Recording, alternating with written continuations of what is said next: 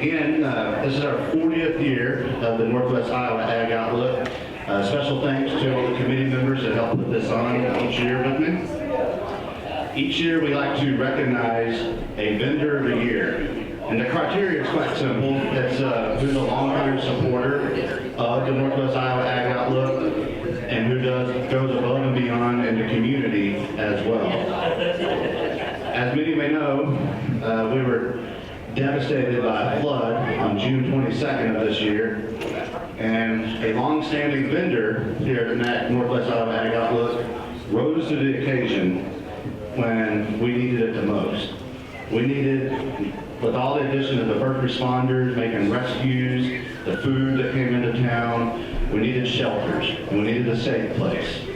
And our executive director, Sharifa Jones, who's also the executive director of the long-term recovery group that is formed out of this, made a call to an individual at this business, and they stepped up and had the doors open within 15 minutes to be a shelter for over 50 people that needed a place to stay. They stayed overnight. The staff at this business went out and helped clean out houses in the weeks afterwards. They were a resource to everybody in need. This business didn't just stop there. They support, and I have the honor to work with them in every event that I get to work with within the chamber. They support Ag Outlook, Ag Breakfast, a youth career fair, FFA Day at the fair. They are a title sponsor of the Flag Fest Parade. They support youth and adult sports. Anything in this community, this business represents it so well and supports it in every way possible. It's with great honor to recognize this year's 2025 Vendor of the Year CMB Operations. Matt, would you come up and accept this on behalf of CMB?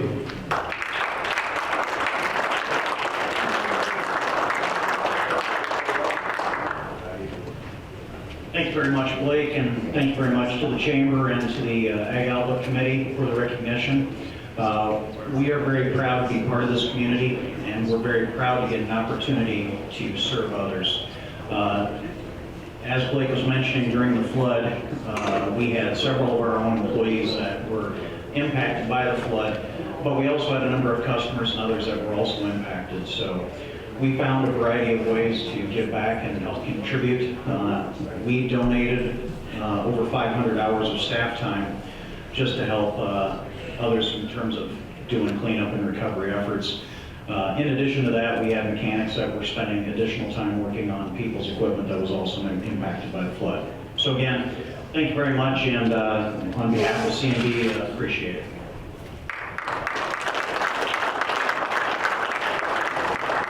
Congratulations, Matt and CMB. Couldn't have gone to a more deserving vendor this year. Again, thanks to all our vendors, all the attendees coming out. We expect a great show today. Our first presenter, I'm going to invite Jacob Myers up here to introduce, and they'll do that. Good morning. I get the pleasure to introduce our first speaker today is Matt Campbell. He is a commodity risk management professional with over 25 years of experience in the commercial grain industry. His clients range from large cooperative elevators to livestock feeders, from growers and to ethanol plants. Matt's customer base merchandises, produces, or consumes over 1 billion bushels of grain annually. He's been a featured guest speaker at renewable fuel conferences, grower meetings, radio programs, and webinars. Matt earned a degree in the agriculture business from Iowa State in 1998. He is based in West Des Moines, Iowa. You can all join me in giving Matt a warm welcome.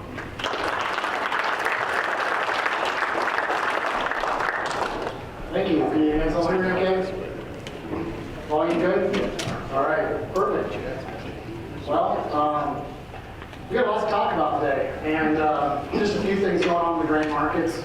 As I was putting this presentation together, I looked back at last year and thought what a difference a year makes. Surprisingly enough, D's corn futures are only about 15 cents higher this year than they were a year ago, but my, how much different it feels right now. So we'll cover a lot of things today.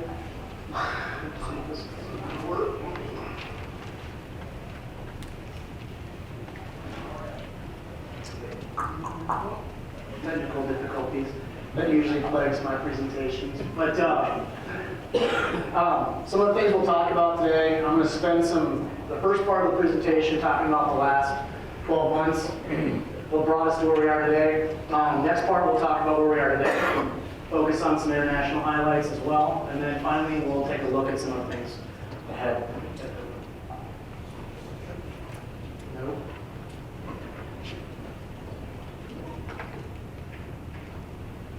I'd like to blame it on the cold temps, but I don't know. You can blame me. This is going to work. All right. It's a good thing I've got a clicker because I've got an awful lot of material to get through. Oh.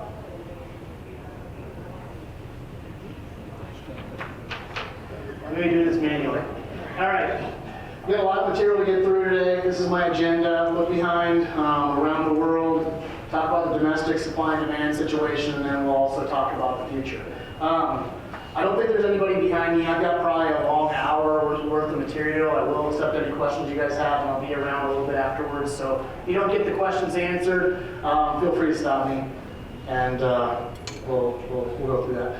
Last thing I want to point out is I'm a commercial grain risk management consultant. I'm not here to try and earn your business. My role here is to give you my outlook on the markets. There's an awful lot going on.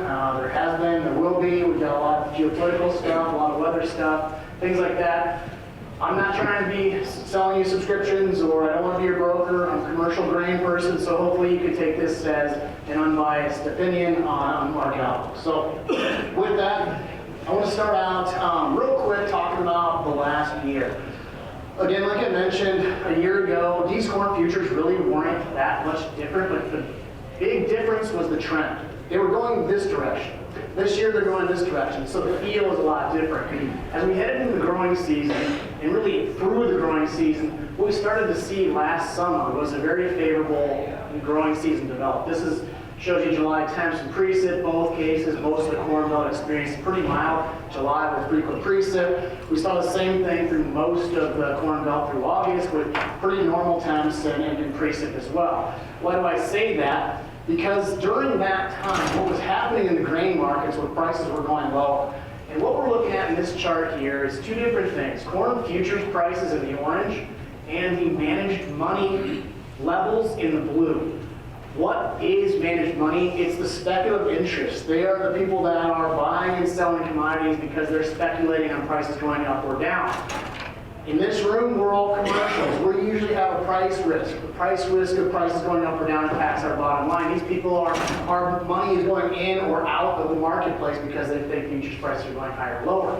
What you see in that blue is that oftentimes in the lower price range, so on the left part of that graph, as the orange line shows lower prices, you see some erratic activity. The funds end up with a short position sometime during the year in a bearish market environment.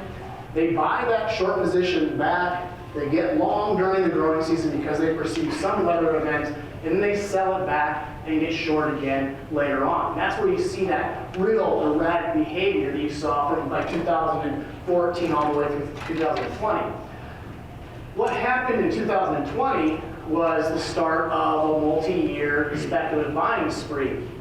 That was due to post-COVID, inflation trade, China was buying U.S. corn.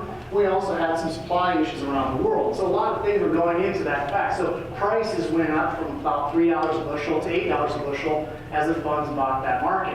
What happened in the last few years, you can see the peak, that chart starts to decline in 2022. The funds were reversing that position. They were getting out of their longs and starting to build a short. And not only were they building a short, with the growing season we had last summer, we actually were seeing them have the largest short position in history took place last July. So that's what was going on. We had a good growing season, the funds are short, we had a very adequate supply and demand story in corn, largest short position in history. So a funny thing happened on the way to the finish line. September and October was one of the warmest and driest in history. And I don't have another reason for the next slide other than to say there was phantom yield loss at some point during harvest in a lot of portions of the Midwest. Because what happened in January was something very different than what the market had been expecting. What you're looking at here is the yield change forecast from the USDA in both corn and soybeans from November to January. And so what you see in the far right is this January's yield change. It was the largest in history for both corn and beans. Actually, the corn number tied 2020, which was a derecho year. So we saw the largest change from Nov to Jan in history take place. And at that point, the market started to shift gears quite a bit. And so what I'm looking at here is December corn futures. Actually, sorry, this is March corn futures. So it's a little bit dated, but where we sit, what we saw through the past 12 months. The futures chart peaked in about May. We started to have a little bit of a planning delay last year. The board rallied a little bit. What's in the gray bars is the projected stocks-to-use ratio by the USDA for that month. So last May, we get the first look at the USDA supply and demand for new crop corn. It looked like a very heavy supply and demand. In other words, a lot of stocks relative to the demand base, stocks-to-use is high. There was a very strong correlation in corn in particular to a high level of stocks-to-use, meaning lower prices. And so what started to happen from May forward was as we got through a large portion of the risk phase of the growing season, the market started to say we got adequate S&D or it fell. So you can see that was going on from really May through August. August 31 or late August is when this thing started to relax. We started to see, at that point, the crop was made, no real risk. We started to see 360 nearby futures. Believe it or not, last summer, late, we saw 360 board price in September futures prior to first notice they had set futures. At that point, we started moving higher. Why were we moving higher? We took prices low. Funds were getting record short. We started to see a demand for 360 corn. $4 corn had a big demand base. Board prices rallied from that price, 360, up toward the 420, 425, 450 area, all off of the idea that we were building a larger demand base. Stocks-to-use ratios were tightening. Now the final chart you see, the final bar you see on the far right is something very different. That's that January yield change that I just mentioned. Largest change in history. And so all of a sudden we went from a strong demand base to all of a sudden, not only do we have a strong demand base, but we also have a supply problem. The crop was reduced by that much that all of a sudden the market and the USDA, not only did they say we don't have the supply, they also started to forecast a little bit of demand reduction. They've been increasing their demand forecast throughout the entire bit of the fall. Finally in January they said, okay, now prices are levels and the supply and demand is tight enough that we need to take prices or keep prices at levels that start to cut demand. And that's what started to happen. So that's kind of where we are today. So this story that I showed you this chart before, this ended in July. Here's what the rest of the story looks like. So this brings us to today. Futures prices have moved from 360 up to almost $5 a bushel. In fact, as we speak right now, we might have eclipsed that. I don't know where we sit right now. We were $4.99.5 when I got in this morning. So we're right at that $5 mark. We also have the managed money crowd at almost a record large long position. So you think about that. We are sitting with as much money in corn on the long side of the ledger as there was with Russia invading Ukraine, with the derecho, with China buying 1 billion bushels of U.S. corn, and various other things, inflation trade going on post-COVID. So that's where we are right now. Futures prices have not advanced nearly to the level that we saw during that 2020 rally because growers have been selling a lot more into that rally this year than they did during that 2020 run. So again, the money flow has a very strong correlation to price. It always has, it always will. The commercial people in this crowd, we are more price reactors. Funds are price drivers. Okay, so let's shift gears and talk a little bit about some macro stuff. One thing, the dollar index, this chart goes all the way back to like 2000 or so. And one thing we'll say, the dollar is expected to stay firm. This is, where we sit politically, we check those emotions at the door because this is kind of a reality check, but we do expect to see lower government spending, some tax cuts. We do forecast economic growth. Most people think the dollar, if it's not going higher, it's not, we just don't think it's going a lot lower. So the dollar is a stronger thing. Now, historically, what does the dollar mean to commodities? There's usually an inverse relationship. What we're looking at here is the US dollar in orange and the Bloomberg Commodity Index in white. And so what normally will happen, and this goes back all the way, back in time, is that as the dollar is stronger, we tend to see lower commodity prices. Why is that? Because we're a net exporter of almost all of the main commodities. You know, we're energies, grains, anything that's consumed from any kind of economy, we're generally a net exporter. So as the dollar is stronger, it makes our exports more expensive. This isn't something that affects things every day. Like just because the dollar has a higher day doesn't mean that we're going to lose a lot of exports. But the trends can set in motion something that can affect the export values. Now, that's the historical tendency for the dollar versus commodities. Since COVID, it's been very different.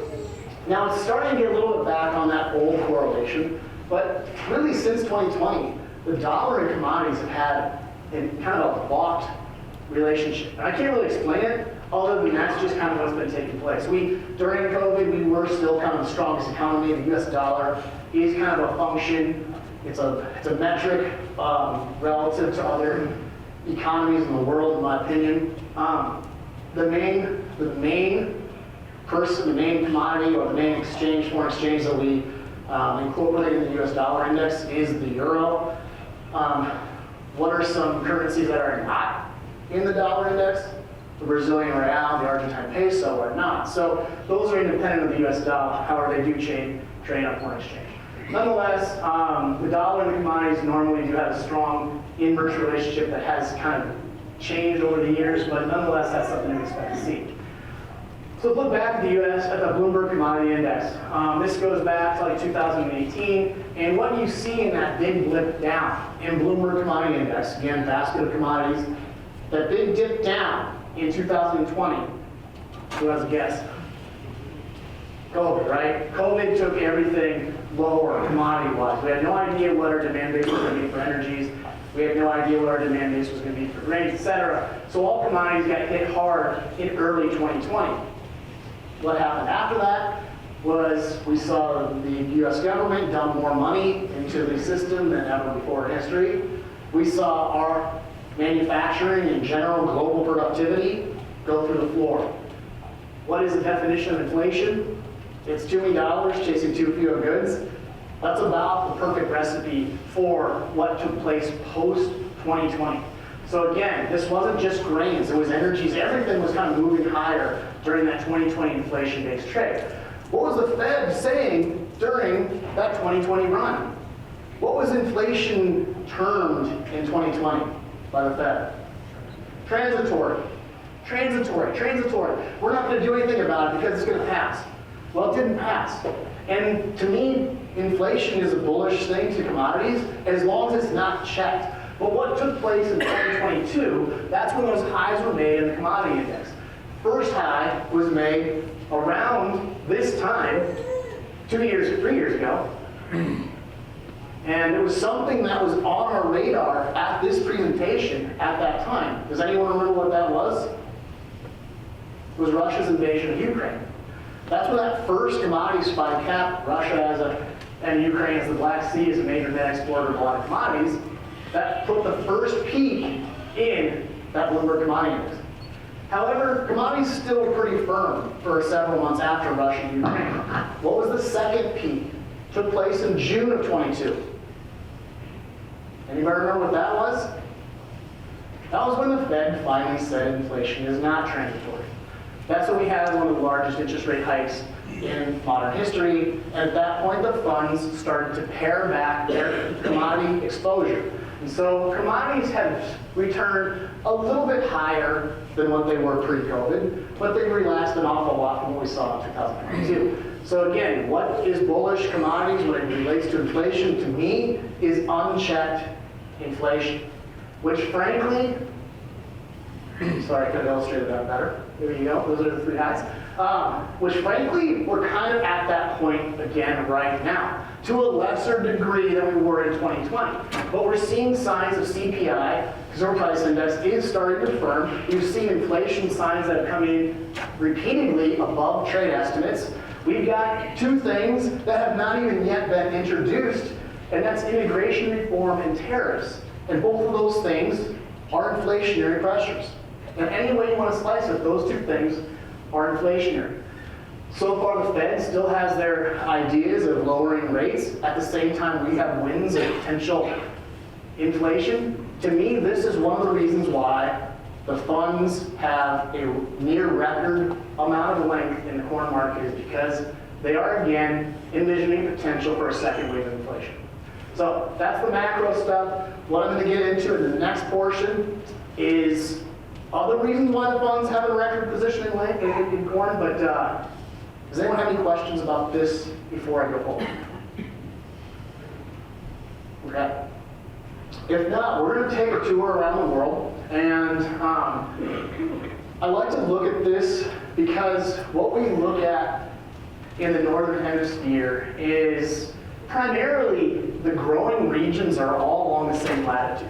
When you think about where the row crops and really where the population historically has been, it's U.S., Canadian prairies, through our Midwest, we go through Europe, European wheat, we go through Ukraine for their Ukrainian corn, other small grains, Russia, and even China, all along that same basic latitude level. So it's a very, kind of the same growing season around that northern hemisphere. We're planting in the spring on our summer crops and harvesting in the fall. When you look at the southern hemisphere, it's extremely different. It's very north-south, and so you're talking about an area that's really like from the main growing region in Brazil, Mato Grosso, to central Argentina. It's like, Duluth to Mexico City. I mean, it's a very long, so to speak, growing region, and that creates a much different product, right? We've got a relatively safe growing season. Maturity is going to be pretty cyclical. South America is a much different experience. And these three regions all basically feed the world globally from grains. Those are your three export hubs, US, South America, and Black Sea. And each one has its pros and cons. US is more reliable for both transportation, and we have a better, more reliable crop. Black Sea usually is cheaper. It lands into Asia cheaper, but it's obviously got a lot of military and geopolitical issues. South America, their benefit is cheap cost of production. Their disadvantages, they're unreliable. They have a more iffy crop cycle. They've got very poor logistics from where it's grown to where it's exported, things like that. So there's pros and cons to all. But these are the three main hubs for our grain exports around the world. Let's first look at corn. And I'm going to make my case that in the corn market, the U.S. supply and demand is what drives global prices. Now that's true, but keep in mind, the world does still affect our S&D as it affects our export program. But what I'm showing you here is the ending stocks, what's left over after the marketing year. And the yellow line is the U.S., and the other three main exporters in corn, Ukraine, Argentina, and Brazil, are in the bars. So what happens in the rest of the world is they grow that crop to be exported. Corn or beans, for the most part, what they produce is primarily for the export market. Our export market is kind of our residual market. We're going to satisfy our feed and ethanol demand domestically first, and then what's that left over, we'll price into the world market. But we are the residual supplier of corn. We are where the ending stocks are being held at the inter-exporter level. So what we have left is what drives corn prices. As our domestic S&D tightened this fall, and then even this winter, that's why we saw prices moving higher. Not totally because of what's going on around them. So that's very different than what we see in soybeans. In soybeans, the major exporters, really Brazil and the U.S. are your two main exporters. Argentina is more of a meal exporter. But in all three cases, you've got kind of an equal distribution of ending stocks. We all carry about the same amount of excess supply. So we're less U.S. dependent on global pricing. You're going to see that reflected a lot in the difference between corn and beans and their supply and demand stories this year. On the export front, I do just want to, why am I going through this? I want to illustrate how important, not only the U.S., but some of the other important parts of the world. Right now, when you look at the upper left, that's corn exports. Two major exporters are Brazil and the U.S., and that's pretty much the case with soybeans as well. But in corn, you can see Brazil has out-exported the U.S. 2 times in history. One was a few years ago, and the other one was back in 2012, for obvious reasons with our drought that year. But you can see that corn export program is a massive one, and it's obviously an important one in the world. On beans, we are not the primary supplier of beans in the world anymore. Brazil has taken that title, and it's not even close, and we probably won't ever take that back. That's just kind of the reality with the expansion. I'll show you a lot about that in the next few slides as well. So spending more time in Brazil, or South America, I should say. I mentioned this earlier just to get an idea of the geography, the size of the growing area we're talking about. You know, it is massive. Brazil and the U.S., continuous U.S., are about the same size land-wise. When we look at the growing region, though, that's what surprises a lot of people. This is true to scale. That is the U.S. Midwest. If you want to think about, of the Midwest, about 5 of our top producing corn states could all fit within Mato Grosso itself. So, I mean, it is a massive area, and that area I've got highlighted is pretty much the main growing regions of Argentina, Paraguay, Uruguay, and Brazil. One of the things I talked about, currency. Yes, that can affect our export program. It can also affect the prices that a Brazilian grower might receive as well. So this chart, what this shows, not labeled very well. I don't know why that happened, but the orange price shows U.S. soybean values to growers here in the U.S. The blue line shows soybeans to the Brazilian grower. Now, you can see what the impact is on one thing and one thing only. The only difference between those 2 lines is currency. Brazilian growers will say currency has more of an impact to their bottom line than the actual price of soybeans. A reminder that world bean prices are priced in the Chicago Board of Trade. The U.S. dollar is going to be what's going to be, they want the stronger U.S. dollar, because as that U.S. dollar is stronger, they're going to receive more of their local currency for every bushel they produce. So they want a strong U.S. dollar or a weak Brazilian real. And you can see what's happened is that even in the current lower price scenario, this last fall I mentioned that we touched 360 futures and set corn. Even at that point, the Brazilian lows were still well above what they were a decade ago. And ours were still pretty much similar to what they were a decade ago. So currency does have an impact on the profitability, which also drives acreage expansion. And I want to talk about that for a minute. So when we talk about Brazil's crops, it's a unique growing region. They get 1 soybean crop per year, and that crop is being harvested right now. So the production risk for soybeans in Brazil is pretty much leaving. We don't have a lot of risk March 1 forward. It's pretty much in harvest, crop is made or lost, depending on what the growing season was, and that crop gets planted sometime in between October and November, and it's harvested right now. And you can see kind of where that geography is. Now, if I would have shown you this map 25 years ago, it would have been far more concentrated in that southern portion of Brazil. That's the legacy area of production in Brazil. What we have seen happen is that expansion has been northwestward. And that's also the area of expansion for that second season corn crop, which is called the Safrinha crop. Safrinha translates into, anyone know? Not second, believe it or not, it translates into the little crop. But the little crop, 25 years ago, was the little crop. Today, the little crop is 3 times bigger, if not 4 times bigger than the big crop. So you think about that, that's how important that is. When we saw that corn export program in Brazil going as high as it did, and it's exceeded the U.S. 2 years ago, it's because of the expansion that's taking place with that Safrinha crop. So the Safrinha crop is in Mato Grosso. It accounts for about 50% of the total corn production in Brazil.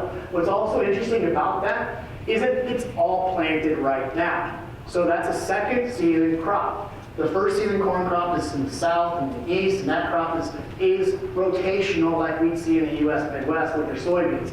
But their corn, their second season corn, is primarily in that kind of northwest geography of their growing region. What's unique about that is that I talked about a north-south growing region in South America. In this area, as you're going toward the equator, you're actually like going in and planting corn in Mexico. So you can imagine what that climate's like. They're going in and planting a corn crop. Imagine planting a corn crop in Mexico in September, and then harvesting it in December. So that's kind of what the similar, if we were trying to apply that in the northern hemisphere look. It's a very, very erratic crop. And it is very risky, and it can be profitable, but it is a very challenging crop. And I'll show you that here in a minute. However, from an expansion perspective, this map shows the potential. What you're looking at in the orange would be areas that are currently not cultivated that could be brought into commercial production with the right economic incentive. We're talking about 300 million acres. This is not a small amount of potential if the economics are there. Last October, a producer in Mato Grosso, Brazil, was going to make about 20 bucks an acre on an extremely volatile crop that is very iffy. And they also had a little bit of planting delay on their soybean crop. So a very iffy question last October. Since October, corn prices have obviously risen and the dollar is generally stronger. So it's a lot more profitable today as they're going into their planting cycle on that corn market. So what's happened over the last few years is because you've had pretty good profitability, the Brazilian producer just continues to produce beans. There are, I think about the three main countries in the Western Hemisphere that export ags. The U.S. is the corn king, Brazil is the bean king, and Argentina is the meal king. That's kind of how that plays out. But as you can see, current forecasts for Brazil are not only a record production level, but it's basically almost every year you're making new records. There's a few years you'll have a few problems, but in general that trend is very clearly from the lower left to the upper right. Now on the corn side, it's a little different. I mentioned that that second crop wasn't that profitable this last in October. It's a lot more profitable today, but it wasn't very profitable a year ago either. And so what we saw is a little bit more of a stagnant production trend in corn. Beans continue to expand. Corn area has been kind of leveled off really since that 2020 market pop for the COVID response. So a little different deal. Because the safrinha crop is so important, in the very short term, the two things that I think should be on your radars fundamentally would be the planting progress of that Mato Grosso crop. Yeah, tariffs, we could talk about that, but to be honest with you, we're kind of getting into the headline fatigue situation on tariffs, in my opinion, and we'll talk about that a little bit. But nonetheless, I mentioned that this Mato Grosso crop, the timing of the planting is critical because it is like planting a corn crop in Mexico in September. You're going to butt up against a frost risk, and you're butting up against the dry season. So this, again, creates an incredibly volatile crop for one of the biggest exportable corn crops in the world. So my lower right chart shows you the percent of trend yield. You can read the scale on that.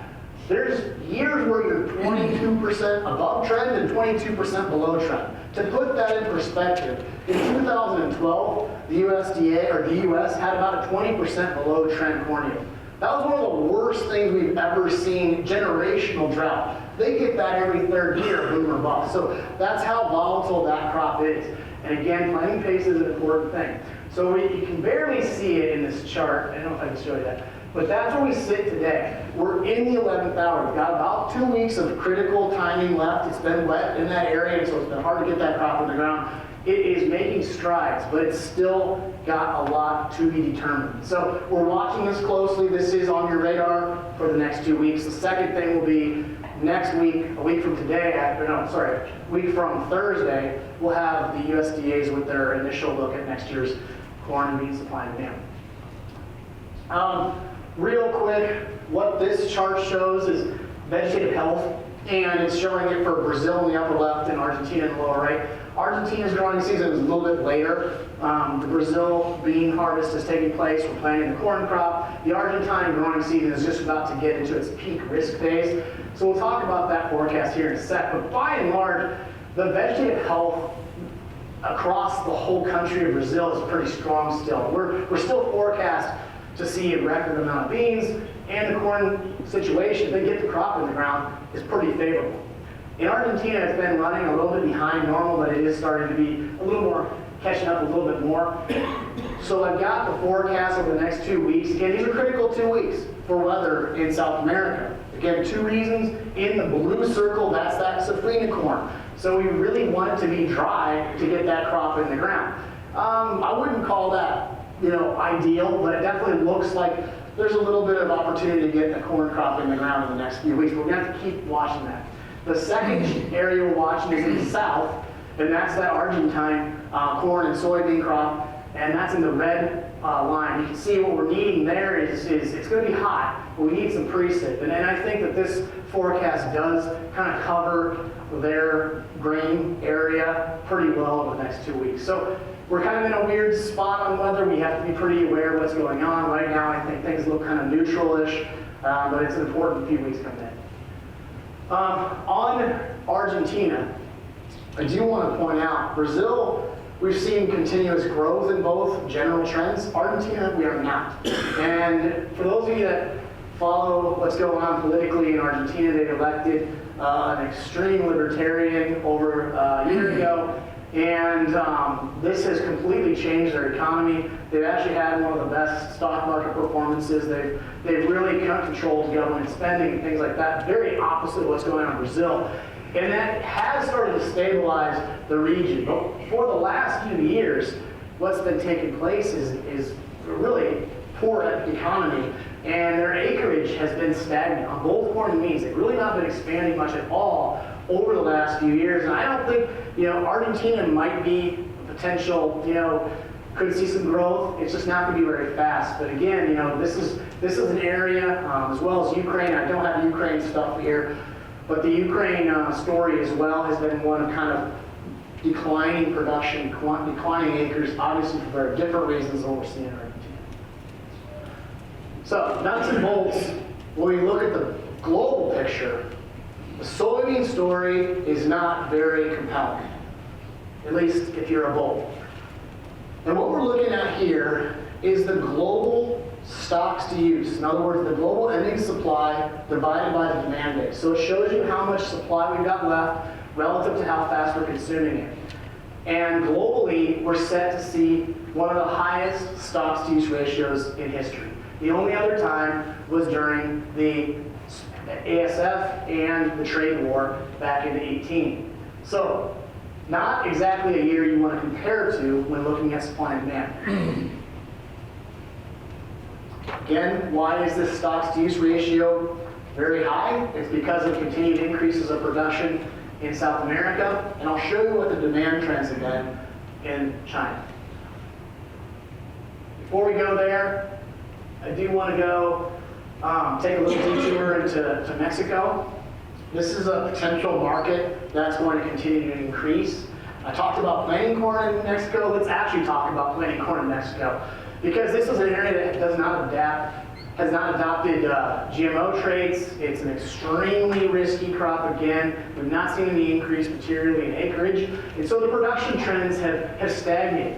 In the last 2 years, not only has production and acreage and yield stagnated, but they had 2 massive droughts. So back-to-back years, they've seen drought in Mexico affect production in a significant way. Not shown here is Mexico's corn consumption, which has continued to go strong over the last few years. So if you're consuming a lot of corn, but your production is either stagnant or going lower, what does that mean? It means you got to import from somewhere. And I'll tell you what's the most logical place to import corn from if you're Mexico? You're looking at it. So an increase in corn consumption in Mexico directly is going to be supplied by the U.S. 95% of Mexico's corn imports come from the U.S. And this year, what you can see in the lower right chart, kind of that yellow line, that's actually pretty hard to see, but if you can see it, it's a record pace. We've seen them import corn at a record pace, or at least purchase corn. Now, obviously this is due to need, but it could be a little bit due to some potential uncertainty with the trade war, tariffs, etc. But nonetheless, this is probably a success story over the next few years. In my opinion, Mexico trends are going to continue, and I would expect to see them be a more reliable. They're buying about 1 billion bushels of U.S. corn per year. Now think about that. I mean, that is a significant trade partner, and obviously a big source of our export program. So I do have that chart. Sorry, I was wrong. So this is kind of what I'm saying. The consumption trends are extremely strong right now. And the imports have obviously jumped up accordingly. Again, this is a trend that I think will continue in the next few years. So Mexico is probably one of the most optimistic situations. So I talked about the fact the funds have bought corn because, at least in some capacity, we've got an inflation story that seems to be brewing. We've got some compelling macro, but we've also got a pretty compelling supply and demand story. We take China out of the equation in corn because we don't really know what they've got. So we take them out of the equation. We just look at what's the rest of the world look like. And that shows the tightest stocks-to-use ratio projected that we've seen in really history, modern history. 2012 will be the closest thing. So what is this saying? It's saying that the rest of the world has a low level of supply relative to the pace we're consuming it at. And that is one of the reasons why we've seen things change so drastically price-wise in the last 6 months. When we first started looking at this, about 6-7 months ago, the stocks-to-use ratio was higher. It was still pretty comfortable. Again, we trade the U.S. situation more than we trade the world, but this world story is very compelling. And it just shows you kind of the delicate nature. We need to have a good crop in Brazil. We need to have a good crop in the U.S. And we're entering that supply side of the calendar. So talk about the demand side real quick on China. And we could spend hours talking about the Chinese economy, but I can tell you in a Cliff Notes version, it's not good, and it probably doesn't get a lot better anytime soon. So we're looking at GDP growth basically for the last 35 years on the left. They were growing at 20, somewhere between 12 and 20% GDP growth annualized every year for about 3 decades. What do you need when you are trying to create a middle class? You're trying to have that kind of GDP growth. You need food, you need steel, you need copper, you need crude oil, you need all of that stuff. It's a very bullish economy for the world's largest population. However, the winds have been changing for about a decade. About a decade that growth started to slow.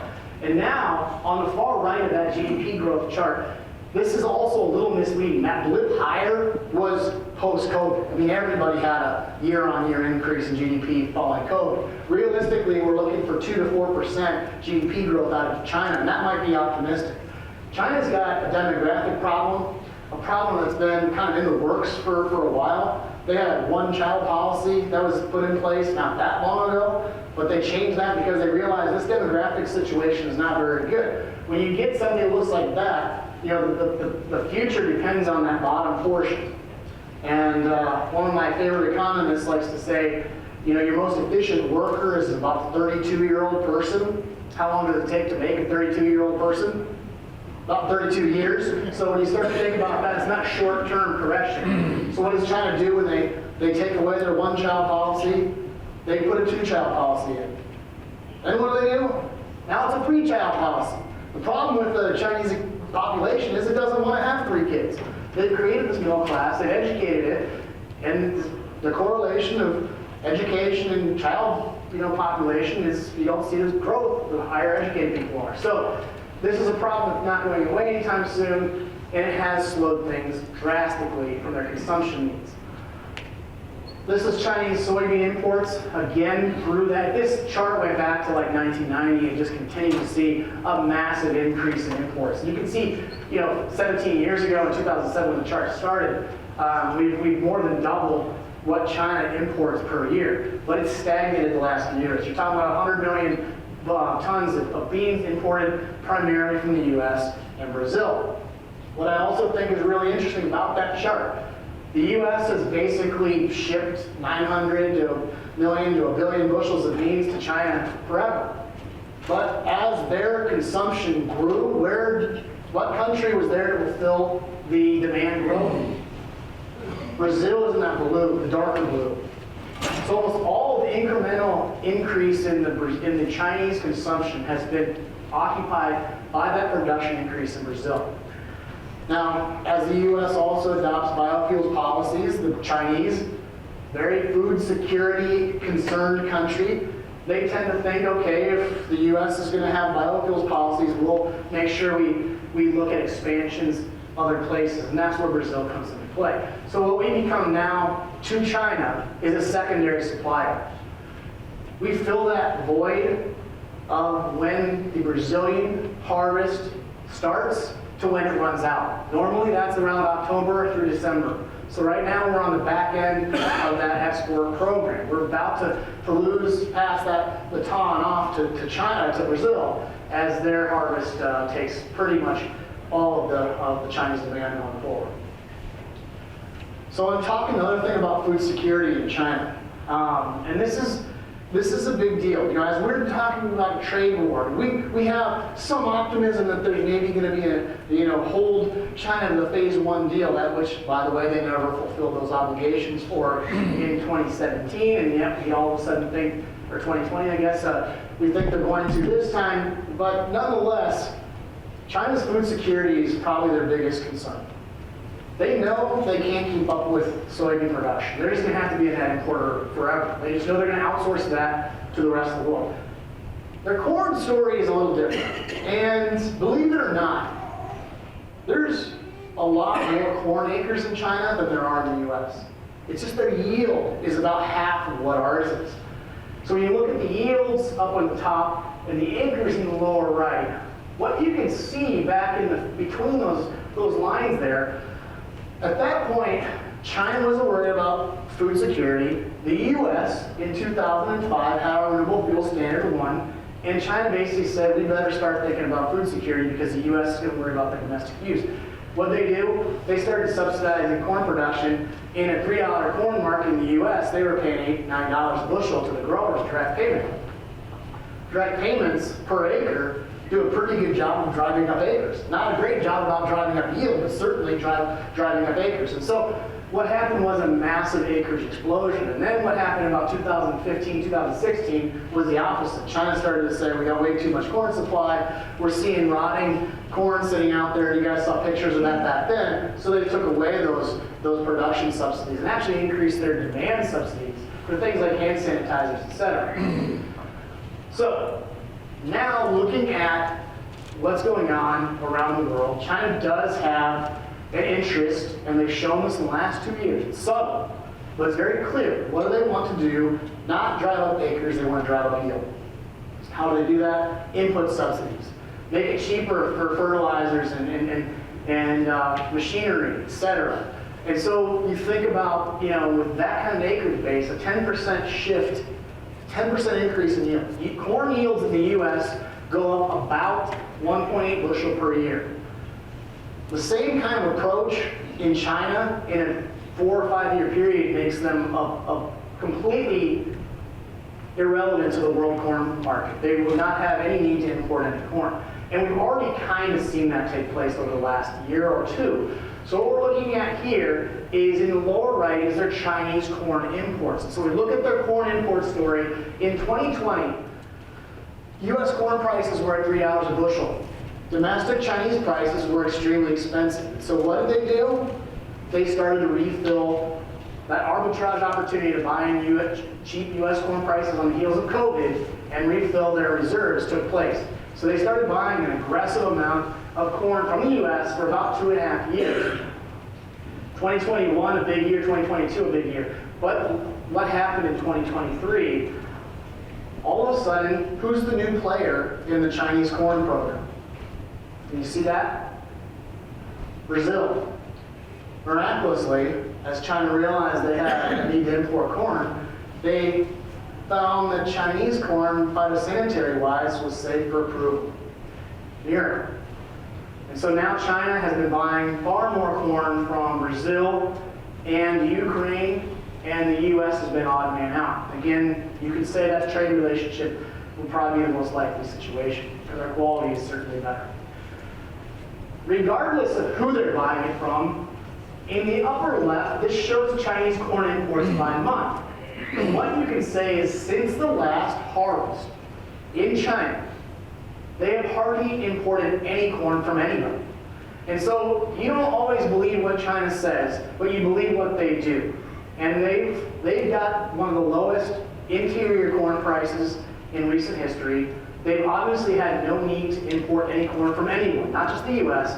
And so this is why when I think about it, the trade relationships, and regardless of that, the economics are not one where China needs to be super aggressive in the world market today. And that has shifted over the last few years. So China's corn story is complex. I don't know that I have a ton of answers. I'm not super optimistic about this like I am with Mexico. Any questions on the global story? I'll talk about the export program here in a minute and maybe some tariffs.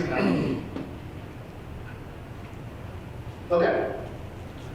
Let's finally get to the U.S. And what exciting chart can I show you like 4,000 numbers on a slide? But this shows you the supply and demand of the corn balance sheet back since 2016. Excuse me. February's recent update from the USDA shown in the highlighted yellow.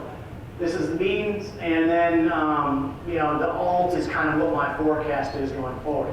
Long story short, the bean story domestically is, again, the world story isn't very compelling, the domestic story isn't very compelling either. We've got, obviously what you can see in there is two things taking place. Our export program has gone down as our crush capacity has gone up. Again, why China looks at Brazil as a more favored trade partner on beans is partly because of this. So here's what the balance sheet looks like. I don't expect a whole lot of changes going forward. We're just sitting with not an abundance, but definitely on the higher side of ending stocks. And ending stocks is what we usually use to kind of look at prices, stocks-use ratios. So I do want to touch on this. A few years ago, the crush capacity has skyrocketed, obviously, 400 or 500 million bushels of crush capacity, about a 25% increase in capacity over the last 4 years. Why? Renewable diesel. When you look at the domestic renewable diesel program, the initiatives put forth there have basically indicated that if you're going to use domestic feedstocks, if you're going to use U.S. fats or oils for the renewable diesel program, there's only two viable, scalable oils you can use. One is soybean oil, and the other is canola oil. And realistically, based on the last few changes we've seen from the government regulations, soybean oil is still the only one that works scalable for the U.S. To get soybean oil, what do you need? You need two things. One, you need more soybeans, and two, you need more crushing capacity. And so we've seen that take place. Northwest Iowa, southeastern South Dakota, northeastern Nebraska, all these areas have had crush capacity come online in the last year and a half. And that's kind of what's going on right now. Now what's interesting is that despite this, we expected this renewable diesel wave to be what's guiding this soybean crush margins into prosperity. And it's all because of the need for oil, or the demand for oil. It's the first time in modern history that when we crush beans, we want the oil component rather than the meal component. But what's actually happened is something very different. So yes, crush capacity has gone up, but margins have been near break even. Something no one really saw take place. And what's the main reason for that? Again, why do we think the margins were going to go higher? Demand for soybean oil. What's actually been taking place to supply renewable diesel plants for feedstock production? What have we been importing? Used cooking oil. From where? China. Definitely what we were expecting to see take place with this renewable diesel initiative. So there's some hope that we're going to see a temporary ban on used cooking oil imports until we have a better idea of where it's coming from and what the actual product is. But nonetheless, soybean oil prices still have not really reacted much, and you still see crush margins at essentially break even. So this isn't necessarily a bearish story. It's just not as bullish as we expected. In this room 3 years ago, I guarantee you I had a much more optimistic look for crush capacity because we were talking about $3 to $4 a bushel margins, and now we're talking about break even.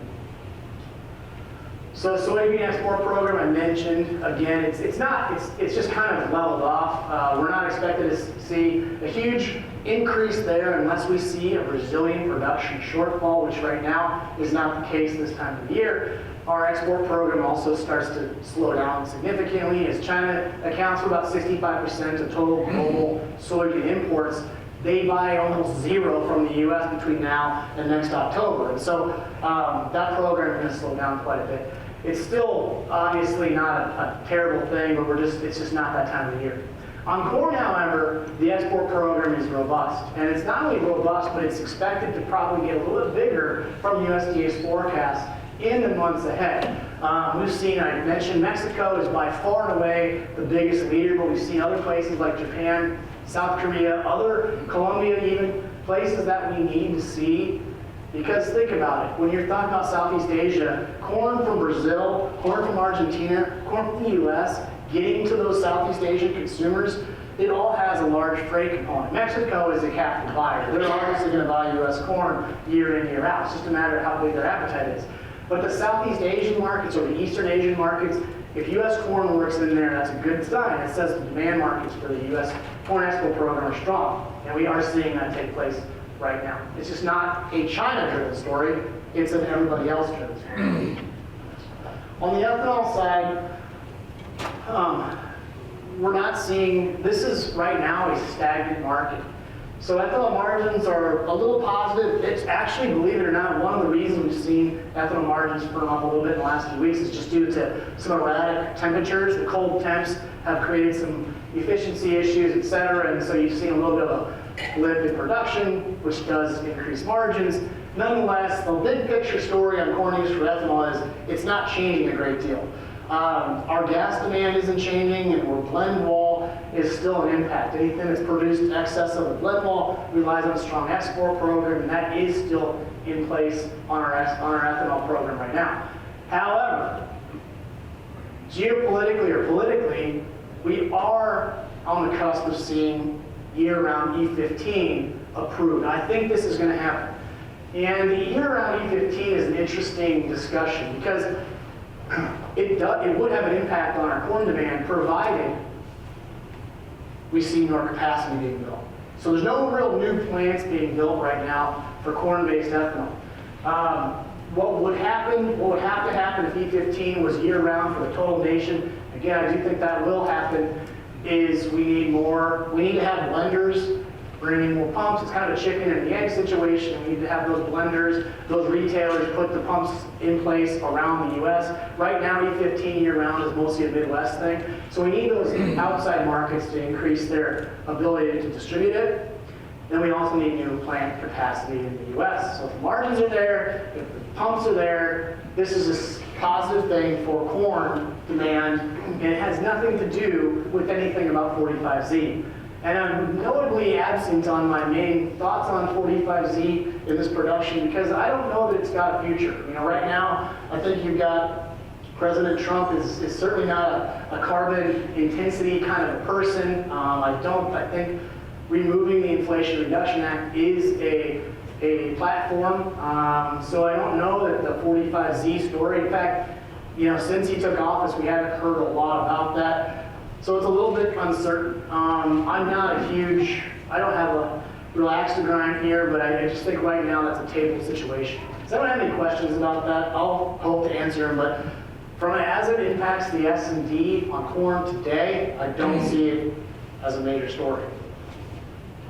Unless we get a pipeline. And I think a pipeline, if we're going to still have a carbon initiative, the carbon intensity program in the U.S., that is going to be a 45Z tax credit driven situation to get the plants at a level where their carbon scores are low enough to actually generate a credit and pass that down to a grower. We're pretty much going to need a pipeline. And I leave it to this room. You guys know this geography, and certainly in South Dakota, far more than I do on what the likelihood of that is. Without it, it kind of becomes a moot issue. Other than places like Illinois, where they can sequester it in the ground, the pipeline for the Northwestern Corn Belt is essential. So we'll get away from that political discussion unless anybody has a question. Ooh, all right. That one was good. All right.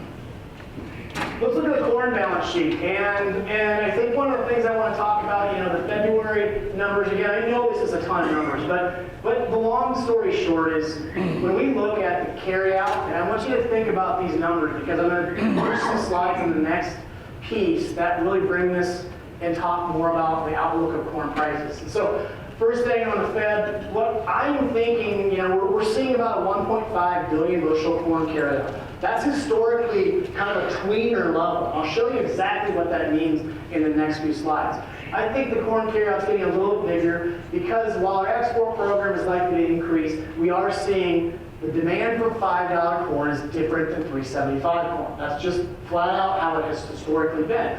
It does affect feed usage. Animal units are not higher in the last 5 years, and so they're just not going to consume corn as much. We know milo, we know wheat is starting to work in feed rations. So those are some things I think we're seeing. Nonetheless, it's still not changing. The old crop corn story still has a lot of questions about it. So this is where all of this fundamental stuff, again, beginning I talked about the fact that the U.S. S&D, the U.S. supply and demand is what kind of drives global corn prices because our stocks are so important to world trade. What I'm showing you here is the history of some nearby corn futures back to 2010. And the shaded bars behind it show the stocks-to-use ratios. This is a very fundamentally traded market. When you have a high level of stocks-to-use ratios, you have a low price of corn. And the opposite is the truth when you have a low level of stocks-to-use. And so there's kind of like, historically, about two main price ranges that we see. When we see a tight S&D, in other words, when supply is relatively tight relative to demand, what happens is corn prices go up to $6 to $8 a bushel. What do up in that range? They go to do two things. One is start to slow demand, and the second is to try and encourage more supply. We call that a price rationing level of prices, and so they're up there for a reason. Conversely, we've got this range from about $3.50 to $4.50. And that's the low price range. And what do we do when we've got the excess supply? We take prices at those levels to try and encourage more demand. We did that very efficiently back in August, middle of this year. We were in that range. But now, we're in a little bit different market. I mentioned at the beginning, the January WASDE kind of finally showed we need to actually curb some demand a little bit. We've got a tight enough balance sheet where we can't bring that in. So we're kind of in a tweener type of year. And this is a new range. You don't spend a ton of time between 450 and 550. That's kind of a tweener year.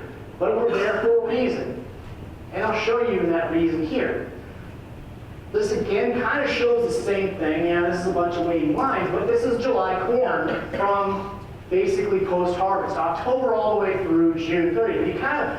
If you squint hard enough, you can kind of see three different ranges that I just outlined showing it up. The first is that kind of $5.50 or $6 to $8. That's the rationing market. The second one is that kind of that $3.50 to $4.50. But you also notice there's two other years that also have a similar price level as what we're dealing with today. And those years are 2014 and 2021. Interestingly enough, both of those other 2 years, in the upper left, you kind of see the stocks-to-use projections. In other words, in May, we get our first look at every month. The USDA keeps giving these estimates. And every month in 2021 and 2014, we saw those estimates get tighter. We saw that stocks-to-use get tighter. And as that was taking place, post-harvest, futures prices moved higher in those years, just like they did this year. And in both those years, from January through March, prices tended to stagnate a little bit as we got towards that $5 mark. Why? Because we felt like the demand base for $5 corn was different than for $3.75. That starts to do work in rationing the supply and demand situation. Now, March 31, We've got a major acreage discussion, and that kickstarts our new crop supply and demand discussion. That kickstarts a new leader in our markets. That's new crop corn. Old crop becomes not totally backseat, but it definitely starts to pass that, baton off to the new crop S&D. In 2014 and 2021, we saw two very different situations play out. Everybody in this room probably has experienced both of these years. In 2014, we had an extremely favorable growing season. From start to finish, one of the better growing seasons that we've ever experienced. And so prices started to kind of roll over right following that March 31 acreage report. So a favorable situation with the U.S. corn story and a benign story in South America, and that's the path that shows up. That blue doesn't really pop in this slide, but you can see that trend. It was upper left to lower right. 2021, the exact opposite. What happened in 21? We had a massive problem in the Brazil safrinha crop, delayed planting, terrible crop growing season, and that kick-started things higher. We also had problems in the U.S. northwestern corn belt. The Dakotas all the way through the Pacific Northwest dealt with a generational drought, and so the market got worried about supply. So here I am, a broker, an analyst that tells you in the next 6 months, somewhere between $4 and $8 is your corn price forecast. Enjoy that. However, we will start to get answers really soon.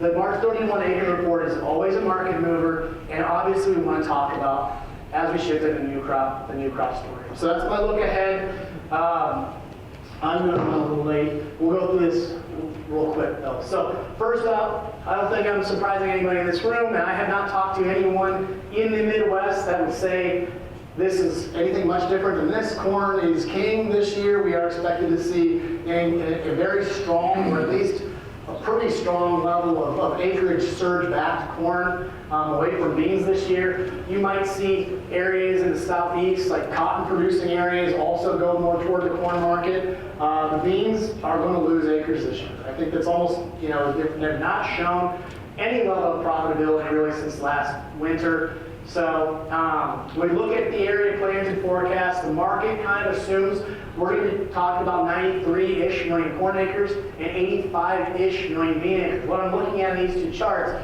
is the history of planting of these two crops.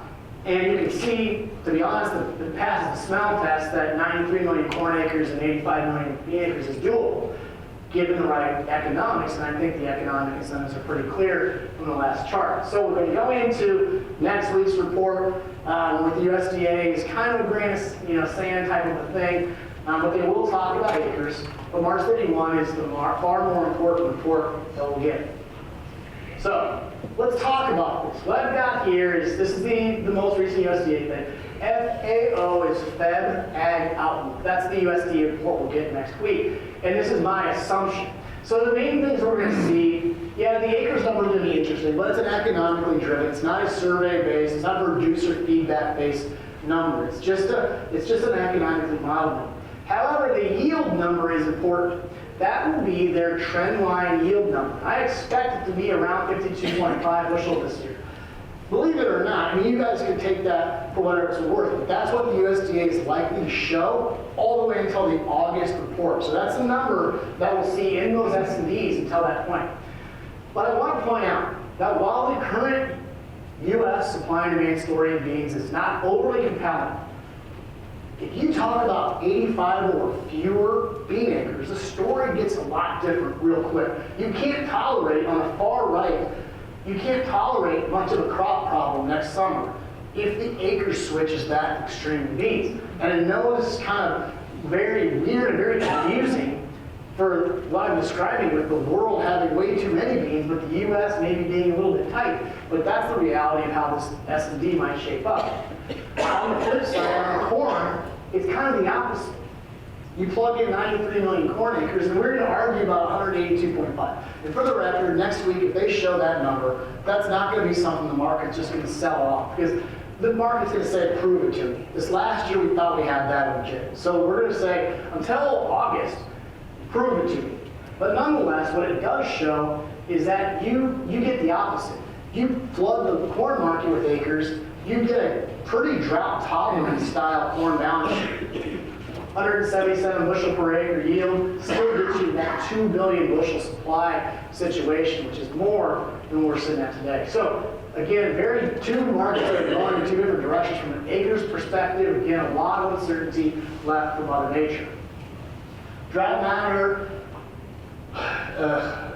This has been one of the deaths of many marketing plans, in my opinion. I think this is a really tough thing to market. However, there's no denying that it has been a drier time in the northwestern corn belt. The blue is what I'm going to consider the heart of the belt. We get this map looks a lot more colorful when you look at the whole world, the whole U.S., because the West is always in a drought. But when you look at the Midwest, you know, the areas of concern this winter today would be northwestern Iowa and northwest Florida.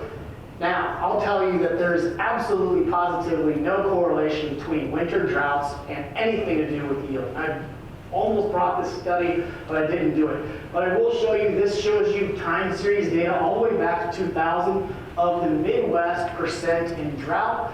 And if we're looking for any other years that maybe had a winter drought, we don't have to look very far, because the last 2 years had it. And both of those 2 years had slightly below trend yields, but certainly nothing that was that problematic. So nonetheless, I'm real hesitant to use this as a trade recommendation at all. I would say the stakes are high. This is what our seasonal temperature precip outlook looks like right now. I know of. Now, I don't normally use the government forecast, but this is pretty consistent with the private groups that I subscribe to. They are looking for, potential pretty normal growing season temperature-wise, with some extreme heat potentially in the southwest. The dryness might be something more of a concern, and that's the area that's currently dry. So we'll kind of watch it, but obviously I've kind of highlighted the idea that given a good crop, this corn market's got some downside to it. Given a poor crop or a questionable crop, much different story. Skip that. Talk about cost of production. Let's skip that. I do want to talk about this. Corn and bean prices, we're in a time of the year now where we're setting our February crop insurance. Now you're going to hear this and you're going to say, why would I ever sell anything in February if things are going to go higher? But I do want to point out there's been this odd tendency since 2010 where our February crop price, the average price during February, we've exceeded that price sometime later on in the market year, every year since 2010 at least. That's all I went back and did this study on. Now, what I also want to point out is that the years in yellow, we made the highs early in the growing season, okay? There's not many years, bull or bear, where we don't make our highs sometime early on in the year. That's when you're dealing with supply side. This is the case in both corn and beans. So we're looking at the seasonal part of this. So we're looking at two different kinds of ways of describing seasonals. In the upper left, this shows you the months, January through November, in which December corn futures place their highs and their lows. This chart goes back to 1980, so 45 years of history. And there's no doubt that when you look at this chart, it's more common to have your highs in the first 6 months of the year than in the last 6 months of the year. Why?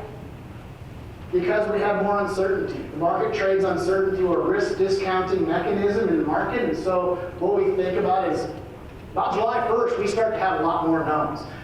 Whether it was positive or negative, we start to know a lot more about that production cycle. So with that, we tend to take risk off. Following Father's Day is usually that kind of that metric, right? So that's the months in which we've made our highs. 2024 last year was actually made our high basically on the open of the entire year in 24. So I mentioned this year's these corn prices aren't much different than last year at this time, but very different. They were going down, and this year they're pretty much going up. Now, let's look at the seasonal chart. This is going to show you the 5-year and 10-year seasonality patterns. Traditionally, we work higher this time of year. We work lower in the middle growing season part of the year, and then we tend to rise again. Why is that? The cycle is We have more risk, we have more uncertainty as we build in the growing season. Again, as we start to get answers, the market goes lower. And we tend to take things too high, and then we tend to take things too low. And then when we take things too low, what is that? Usually in late August, exactly when we placed our lows this year, we find we got demand for whatever price that is, and the market starts to rebound. Now, if you looked at the Dees 2024 corn chart, it looks almost exactly like that seasonal pattern. These seasonal patterns exist for a reason, and you have to market into them. Beans, real similar, but a little different. One other little nugget that I want to throw at you. You've never made lows in Feb or March. Dees corn has never made a low in Feb or March. Now, what does that mean? It means it usually goes lower, right? That's the main takeaway. So, conversely, you've never made a high in October. Again, this goes all the way back to 1980. So, just an interesting time of year. We're in kind of a pause period. A lot of weather volatility ahead. Beans, a little different. We have made Feb highs and lows. We have made March highs and lows. And that's because historically the bean crop in Brazil has been more impactful, and so we trade more weather. Now as that corn crop in Brazil becomes more important, it will start to impact things. We could see those highs and lows being made in Feb. But right now, the bean season is similar. A lot of highs being placed in June, July, and a lot of lows being placed kind of in that fall time of year. The 5-year chart is a little thinner, black line in the lower right, and you can see that Brazil has had some problems in the last 5 years, and so that has kind of crept up and had a bullish tail on that market in the latter part of the calendar. Okay, a little lower, but I'm not a lot lower. We're at the end, everybody can be happy. But I tried to put my thoughts, everything I've shown you so far is basically data from the USDA, trusted weather partners, things like that. This is data. I've given you my opinions on the data, but it's not anything that's overly argued about. You can argue about the USDA, but market trades. This is 100% subjective. This is the way I interpret it, put onto a graph. What I'm trying to show are things that are bullish are in the upper portion of the graph and bearish are in the lower portion. And what I'm also trying to say is the things that are priced in, the things the market has already traded are on the left side, and things that we have not traded are on the right side. And so, long story short, this kind of looks like a shotgun blast, right? It doesn't have a cohesive story right now. The story short term has been bullish, but it's kind of already in the market. We've got a lot of uncertainty ahead. I've kind of got the middle things like Safrina, the CPI data, those kind of things still are kind of unpriced to be determined. Whether U.S. leans supported for the summer right now, the year 15 is not priced in at all, and it remains a supported issue as well. So, long story short, and I know this is, to me, the corn market has risk. You know, 470 Dees corn, $5 nearby futures. These are markets that have risk both sides. We've seen an incredible amount of farmer movement of cash corn. New crop is pretty light. New crop beans are zero, essentially. There's almost no forward contract on new crop beans. But I'm going to say, you know, right now, as you get up here, yes, Feb is an insurance time of the year, so we're not focused on new crop marketing, but it is time to think we have risk, and these prices are pretty decent from a historic perspective. Beans also, you know, it's a very cloudy picture. I'm trying to, if there's a takeaway from things, and I haven't even really spent a ton of time on tariffs or geopolitical issues, but it's a cloudy situation. I think the big picture of things long-term leans still a little bit negative on beans, with the exception of the U.S. balance sheets, which are things we'll trade down the road. If I were to tell you what does that mean for bean prices, you know, if there's a weather problem, could be a $12 item. If they're, historically, if you have a weather problem, a severe weather problem, it's like a $15 item. The problem is now that you need the combination of U.S. and a Brazilian problem to take you into that level. So a little different story today than it has been based on that. So those are kind of my main takeaways, the main look. I guess the world of corn S&D is compelling. I think current prices are in a tweener spot. U.S. new crop S&D could change. There's a lot of risk. 2 billion bushel corn carryout is bearish to corn prices. It takes a lot of cooperation from the market and Mother Nature to get us there, but it's potential. World beans are heavy, and I don't see anything short-term or even potentially medium range that would change that. However, the U.S. S&D starts to get pretty intriguing. And the last takeaway is, I think markets are pretty fairly priced from their fundamental perspectives as it stands today. All right, agreed. That's all I have for you guys. Does anyone have any final questions before we wrap up on anything? Anything I didn't cover? An hour, you can't get everything. But no one? Yes? So with the funds being that long, it's your next 2-month forecast would be you think you're going to start exiting and corn is going to soften? So good question. The question is, with the corn fund position, is it more likely that they'd exit it, start to pare back, or start to sell? In the last week, they did show that they did pare that back a little bit. What I'll say is this. When you get the funds at this level, it's more likely that they would have more selling potential than buying potential.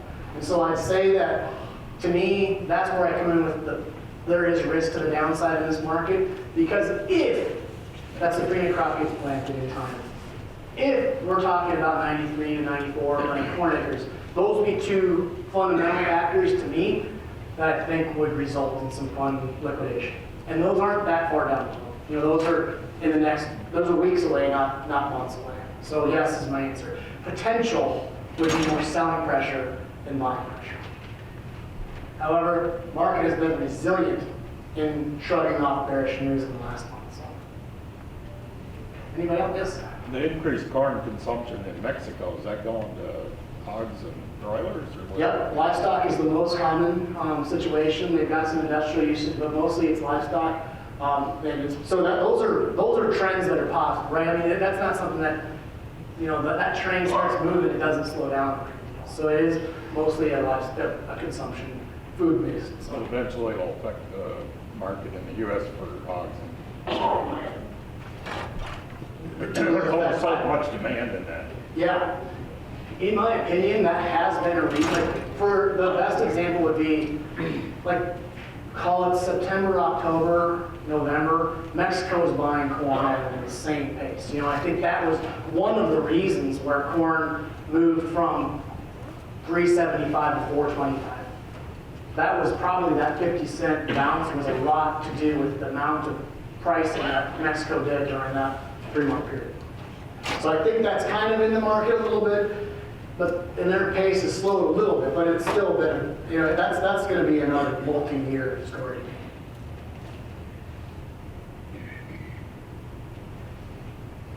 I'm a little concerned about the command side on corn because poultry is really getting hurt number-wise with all the disease in turkey. I heard it's in turkeys now, and I also noticed some of our local feed yards are not replacing feeder cattle.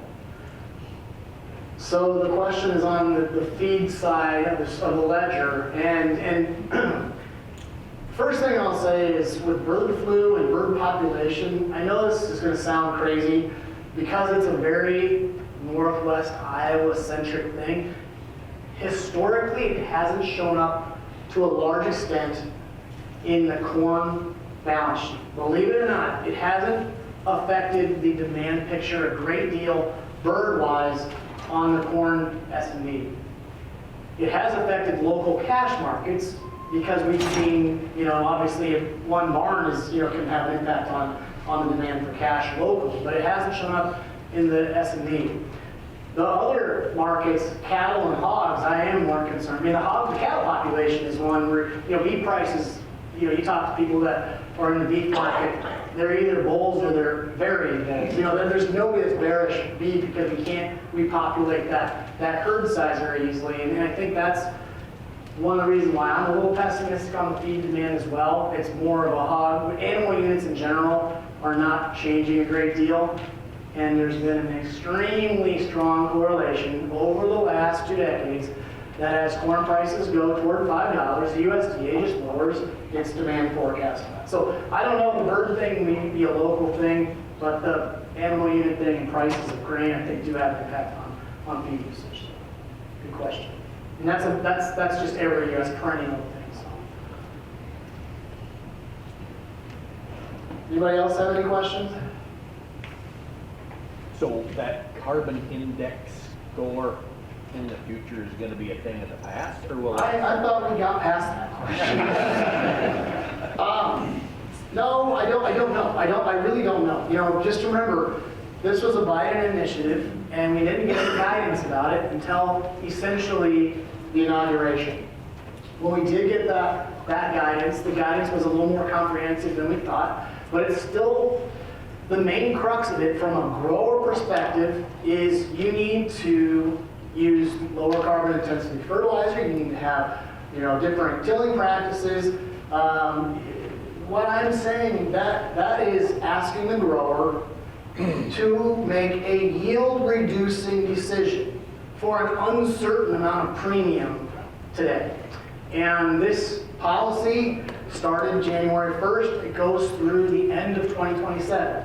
So in other words, it's, right now, I don't know what the credits are worth. I don't know that the plants in Iowa are going to be able to generate a lot of it, at least on the corn side of things. And so it's just very vague to me. And I don't know that this is a real Trump thing. I just don't think carbon intensity is at any level something he's excited about. Drill, baby, drill. We're not worried about carbon.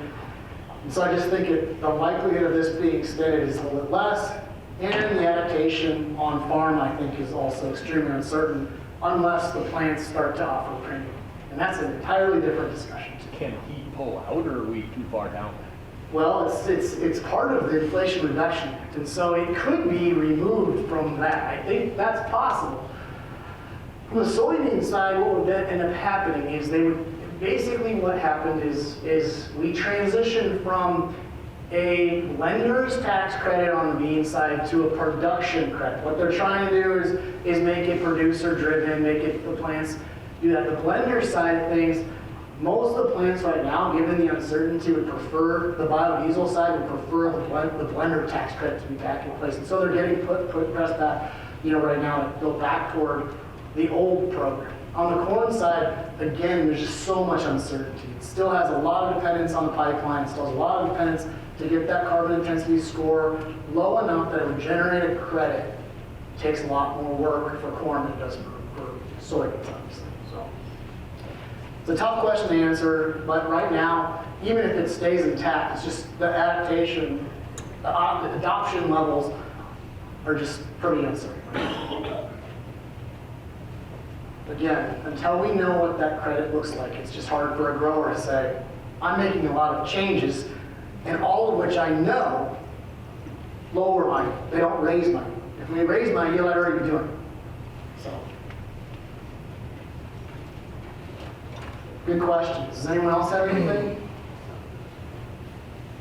On the corn funds long chart we had, looks like there's a big spread, maybe the biggest in the history of your chart, between the long and the price of corn. Why haven't there been more effect on the price? So the question is, my chart, I'm going to go back to it. Yeah, I know there's a break. Anybody that wants to leave, you're not going to hurt my feelings, but we will answer any questions that I had because I went over my time. But I do want to go back to this chart that the question is being asked about. It's right here. So what the question is in 2020, we had the largest fund buying spree in history. And that's right in the middle of that chart. So if you're looking on this side, it's right there. From there to there, corn prices went from $3 to $8. Why did they go $5 higher on the same amount of fund buying, and maybe even less fund buying than we had this year to this year? My answer is farmer selling. The farmer is, as it stands today, most of my commercial customers would say 75% sold on old crop corn. That's over twice what they were a year ago, and the highest they've been at any post-harvest situation in the last decade. And so as on the exchange, as the funds are buying, they're driving the prices. Who's on the other side of that? The grower. What happens? You make a sale to the local grain elevator, the end user. What does the end user do? They sell futures. So as the farms are buying, the hedger, the commercial, several of which are in the room, are selling. And so that's what's happening against it. So that's really what the difference is. In 2020, I think you had the China story. First of all, grain prices were really cheap during COVID. You know, $3 is what new crop corn was. And that affected acres. We had a 97 million acre print in March of 2020. COVID comes along, corn prices go to $3. What did the acres base do? Went to 92 million acres, lost 5 million acres because of the prices. That was the first thing. China then comes in and buys a billion bushels. So I think and then the derecho. All those things happened within about a 6-week period. And I think the growers just generally said, I'm bullish. You know, I'm not going to sell anything. It was too cheap to begin with, and then this thing's got momentum. And so in 2020, we just didn't see the amount of farmer movement that we had seen this last year. I'll also say last year, 2024, January through October, was probably the lowest amount of farmer movement we've ever seen historically. So we're doing catch-up business from 24 and 23 in that stretch. That's my opinion on that.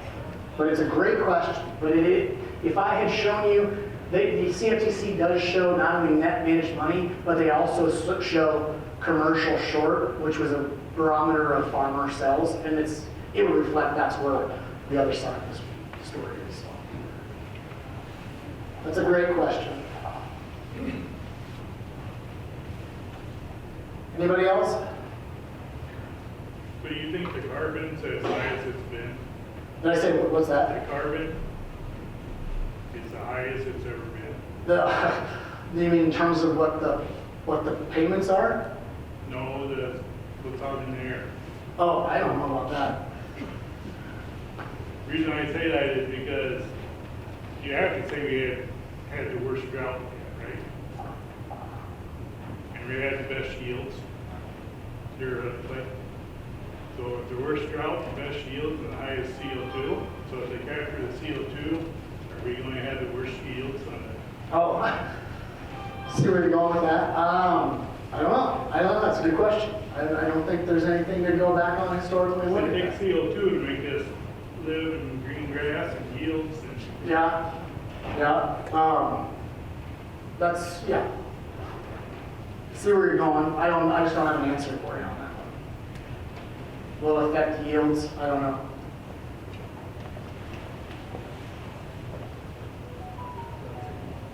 Sorry, I don't have a better answer for that. Does anyone else have any questions? All right, if not, thank you very much again for having me. I appreciate it.